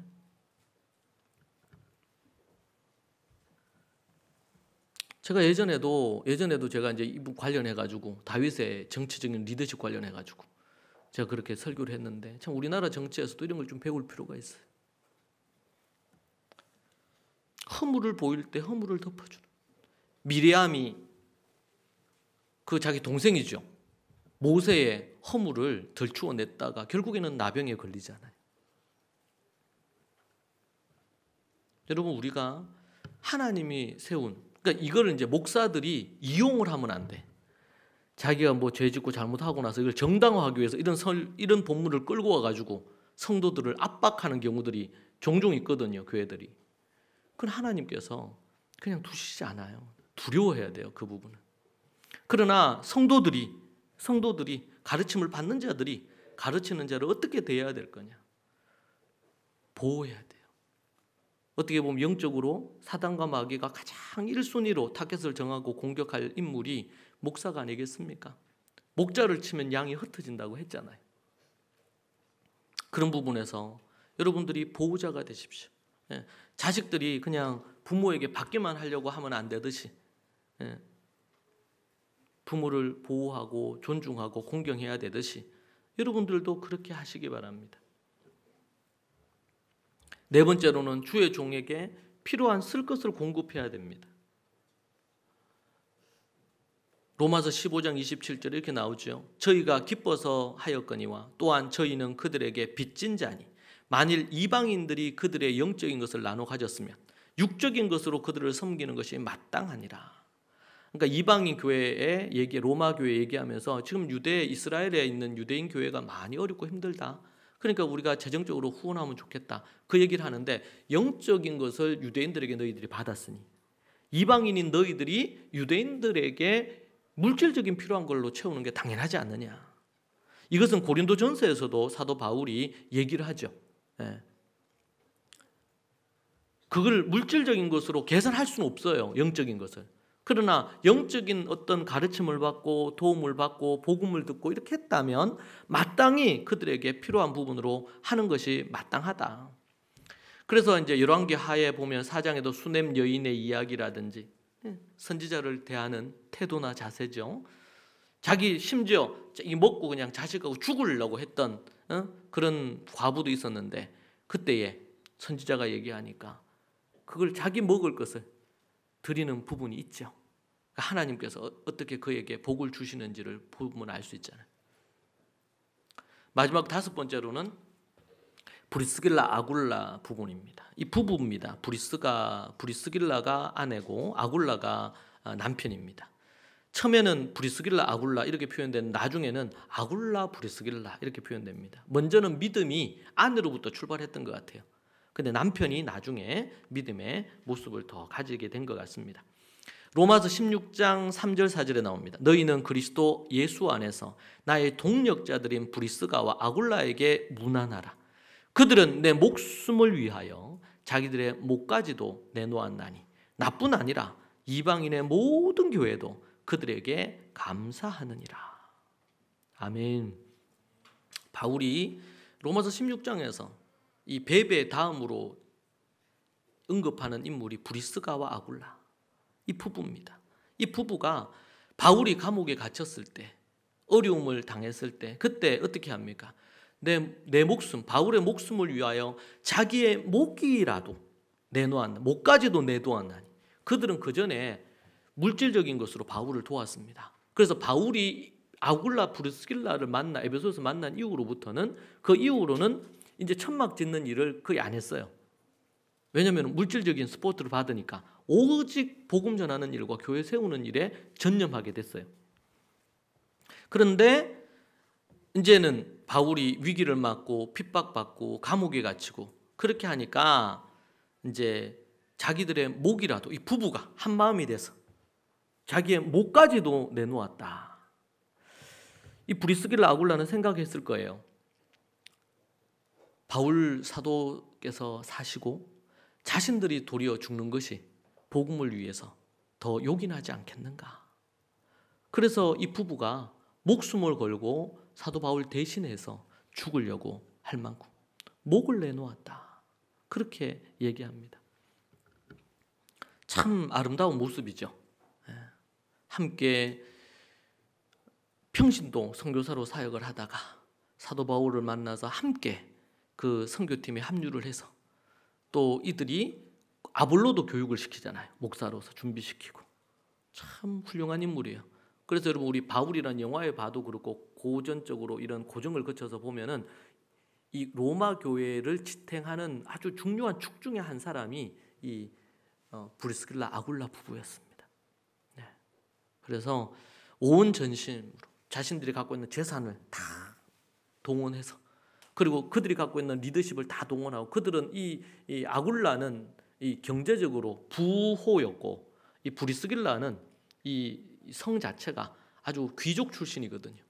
이 귀족 출신과 소위 말하는 이 부호가 부자가 재벌이 만나서 집안을 이루게 된 거예요. 그런 부분을 오직 주님의 복음을 위하여 그리고 사도 바울을 선교 사명과 교회를 곳곳에 세우는 그 사명에 헌신하는 것을 봅니다. 사랑하는 여러분, 이 어두운 시대에 갈수록 이 세상이 타락해가고 기본 폐륜적인 것들이 많이 이 땅을 지배하는 이때에 우리 크리스찬들은 이 세속의 가치관, 다른 어떤 가치관이 아니라 성경적인 가치관으로 우리가 올바로 하나님 앞에 서서 나아가기를 소망합니다.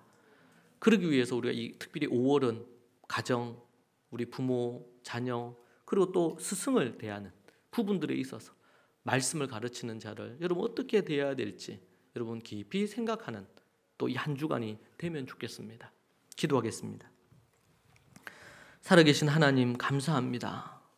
우리 사랑하는 믿음의 식구들 정말 하나님 앞에서 믿음으로 겸손히 가르침 받는 자로서 가르치는 자를 존중하고 순종하며 믿음으로 나아가서 하나님이 기뻐하시는 그 일들을 감당할 수 있도록 도와주시옵소서. 그리하여 이 세상이 타락해가고 거칠지만 우리의 자녀들에게 이러한 것들을 가르쳐 때로는 우리가 생을 마치고 주님 앞에 간다 하더라도 우리 자식들, 우리 손자들, 우리 증손자들이 말씀을 가르치는 자를 존중하고 그 사역의 보호자가 되고 지원자가 되고 또 순종함으로 하나님의 놀라운 일을 이룰 수 있도록, 그래서 주님 오실 때까지, 재림하실 때까지 자손만대 믿음을 전수하고 몸된 교회를 세우는 그런 루틴과 하비투스를 가진 교회가 될 수 있도록 인도하여 주시옵소서. 주께서 붙드셔서 아버지 겨자씨만한 부분으로 출발하나 주께서 놀라운 일을 이루실 줄로 믿습니다.